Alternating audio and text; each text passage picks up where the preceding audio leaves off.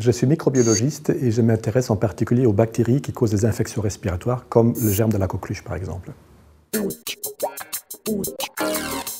La coqueluche est une maladie que je qualifierais comme injustement oubliée. Il faut savoir qu'à peu près 40 millions ou 50 millions de nouveaux cas de coqueluche sont décelés dans le monde, avec à peu près 300 000 enfants qui meurent chaque année.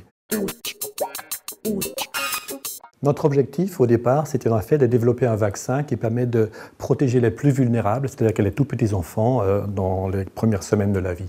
Les vaccins actuels sont composés de quelques petits bouts du germe de la coqueluche. Donc notre idée à nous, c'est de ne pas justement se focaliser sur quelques petits bouts, mais d'utiliser le germe dans sa totalité. Bien sûr, il fallait qu'on le manipule génétiquement afin de lui enlever toute la toxicité et tout ce qui rend les gens malades et maintenir uniquement sa capacité à induire une immunité protectrice. Alors l'autre nouveauté de notre vaccin, c'est que c'est un vaccin qui n'est pas injectable avec une seringue, mais qu'on donne tout simplement comme une goutte dans le nez.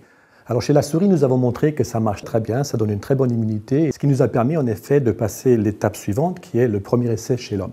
Alors la première question qu'on s'est posée pour la phase 1, c'est la question de la dose. Est-ce qu'il fallait 10 bactéries? Est-ce qu'il fallait 10 milliards de bactéries?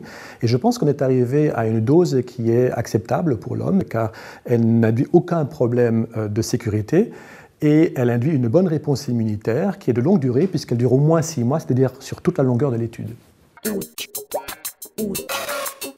Ce qui est intéressant, un peu la cerise sur le gâteau pour nous, c'est qu'on a vu chez la souris en tout cas des effets secondaires positifs. C'est-à-dire qu'il protégeait aussi contre l'asthme par exemple et contre des pneumonies par exemple. Donc la suite logique de ce travail évidemment c'est de vérifier chez l'homme si on peut en effet voir aussi ces effets protecteurs.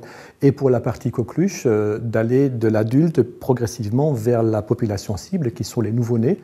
Et donc j'espère de tout cœur que les prochaines étapes cliniques vont être aussi bonnes que la première.